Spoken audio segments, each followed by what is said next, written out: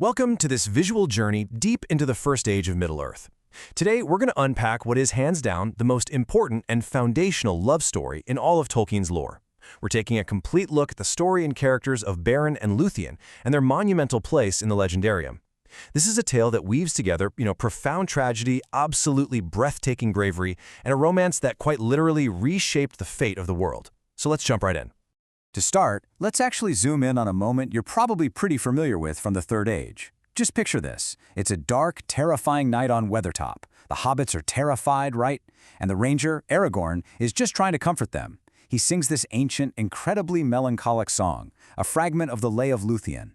He tells them how Lúthien, this immortal elf, made the ultimate choice. She chose mortality, choosing to die from the world, all so she could follow the mortal man she loved. Now, Aragorn's seen this on Weathertop. That's not just some random history lesson. It establishes this direct, undeniable parallel between his own romance with Arwen and the ancient ancestors who basically paved the way for them thousands of years prior. In both stories, we have this mortal man and an immortal elf maiden. We've got a desperate fight against a seemingly unstoppable Dark Lord. And crucially, we have that ultimate, heavy choice of throwing away immortality for love. Aragorn is literally echoing the past here. Part 1. The Mortal and the Maiden.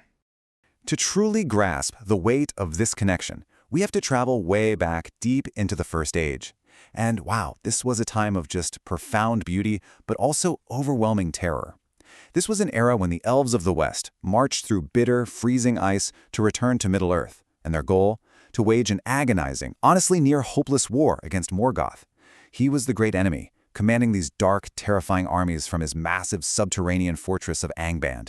The whole world was just entirely consumed by this great conflict.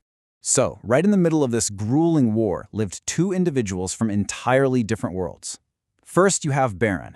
He's a mortal man, a hardened outlaw, and this fierce survivor whose heroics against Morgoth were already legendary. Then you have Lúthien. She is an immortal princess, the daughter of the elf king Thingol and Melian the Maya, which means her mother was literally a powerful angelic being. The key takeaway here is that Lúthien wasn't just royalty. She was renowned as the single most beautiful of all the children of Ilúvatar. People actually likened her loveliness to the stars above the mists of the world. And their worlds completely collided in this quiet woodland glade in the forest of Neldareth. Beren, who is just utterly exhausted and bowed by years of trauma, sees Lúthien dancing beside the enchanted river Esgalduin, and bam, he falls into this sudden deep enchantment. He totally forgets his pain. He calls out to her softly, naming her Tinuvil, which means nightingale. In that one breathless moment, their fates were inextricably bound together forever, completely defying the laws of their kind. Part 2. The Impossible Quest. Of course, a union between a mere mortal and the absolute height of elven royalty was strictly forbidden by her father. King Thingol looked at mortal men with, well, absolute scorn. So, when Beren actually had the nerve to ask for Lúthien's hand, Thingol demanded a bride price that was basically designed to be a total death sentence. He tells Beren, "Sure, you can marry my daughter, but first you have to bring me a Silmaril, and not just from anywhere, directly from the Iron Crown of Morgoth himself." No way, right? To really understand the stakes here, you have to realize that a Silmaril wasn't just some pretty piece of jewelry. These were the brightest, most magnificent jewels in existence. They literally contained the primordial light of the two trees of Valinor. Morgoth had stolen them, which is what sparked the massive wars of the First Age to begin with. Entire armies of elves were dying in vain just trying to get them back. So Thingol was basically asking a single, solitary mortal man to pull off what entire nations totally failed to do. But rather than accept defeat, Beren and Lúthien embarked on this legendary quest. Beren first gets help from the noble elf king Finrod Felagund, but things go south fast, and they're captured and thrown into the dark, suffocating dungeons of Sauron. Yes, that Sauron. But here is where Lúthien absolutely shines. She doesn't just sit around waiting to be rescued. Along with Huan, this massive legendary wolfhound, she actively fights and defeats Sauron to free Beren. I mean, how incredible is that? From there, they take on these gruesome disguises, a giant wolf and a vampire bat, and manage the impossible, infiltrating the very gates of Angband. Once they're inside, they are standing right in front of the darkest, most terrifying evil in the world. And in a moment of just unparalleled bravery, Lúthien strips off her disguise and starts singing a magical song of enchantment. This spell was so potent, so overflowing with ancient magic, that it plunged Morgoth himself, along with his entire subterranean court of horrors, into a deep, heavy sleep. The great enemy literally crashed to the floor of his own throne room. Part 3. The Jaws of Doom. So, with the great enemy subdued, victory seemed incredibly close. But, as we know, fate in Middle-earth is rarely so merciful. Beren manages to successfully cut a shining Silmaril right out of the Iron Crown.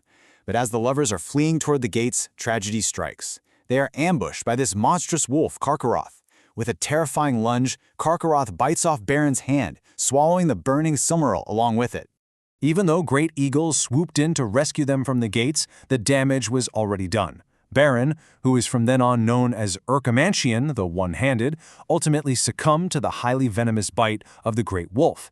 And Lúthien, witnessing the death of her absolute soulmate, she was struck by a grief so sheer, so unbearable, that her spirit literally left her body.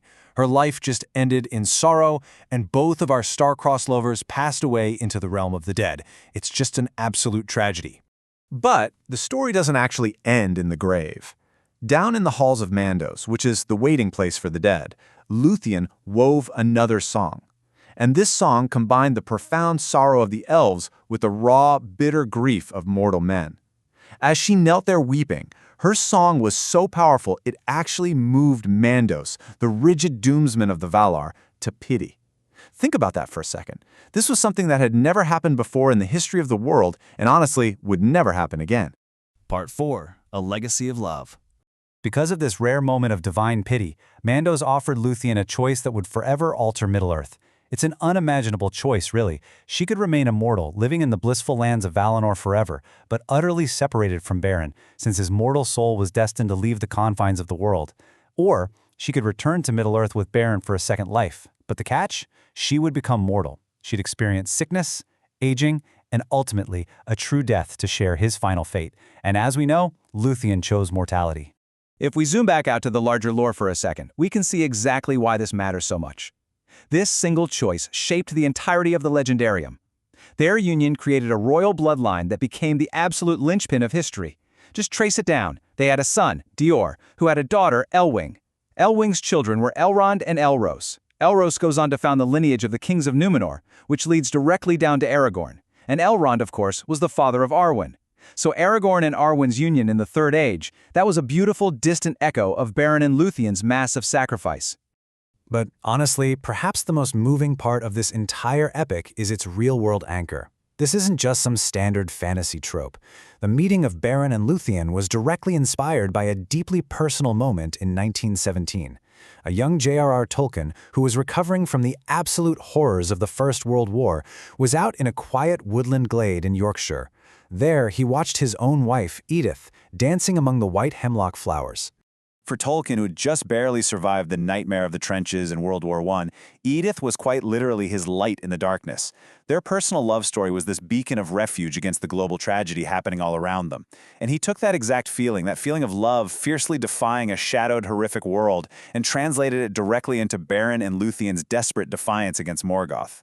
And this connection wasn't just a passing fancy for him, it was the beating heart of his life's work. To this day, if you go and visit the real-life shared gravestone of J.R.R. and Edith Tolkien in Oxford, you'll see two specific names permanently inscribed right beneath their own, Beren and Lúthien. It's just incredibly beautiful. Which leaves us with a final thought to ponder as we wrap up this exploration.